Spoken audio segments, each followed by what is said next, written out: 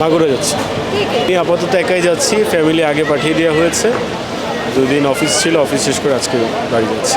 সম্ভব ভালো, কারণ প্রাণের মানুষের টানে বাড়ি ফিরে যাওয়া এটা আসলেই অভূতপূর্ণ ব্যাপার। টিকিট কিভাবে কেটেছেন? আমি অনলাইনেই কেটেছি।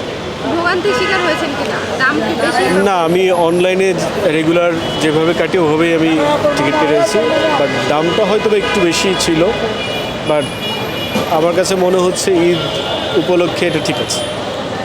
এই যে অনেকের অভিযোগ যে অনলাইনেও 1 সপ্তাহ আগে টিকিট পাওয়া যাচ্ছে না, টিকিট ব্লক হয়ে যাচ্ছে, কিংবা তাদের কাছে সেই টিকিটগুলো বেশি দামে বিক্রি করছে, তাদের কাছে কি? আমার সাথে এমনটা হয়নি আসলে, আমি কালকেই টিকিট কেটেছি, কালকেই পেয়েছি, সো বাকিটা বলতে পারছি না।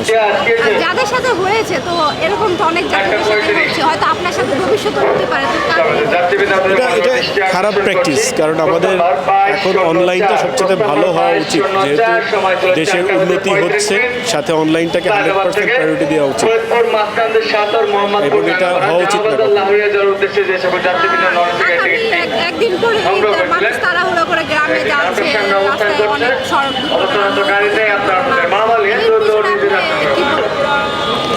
আসলে এখন ভিড়াভিড়িটা হবে, বাট সবাইকে সচেতন থাকতে হবে এবং ধৈর্য থাকতে হবে।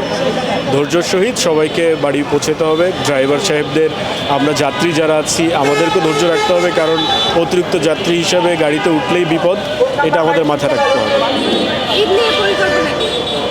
ঈদ নিয়ে পরিকল্পনা, আত্মীয় স্বজন, বন্ধুবান্ধব সবার সাথে সময় কাটাবো ইনশাল্লাহ।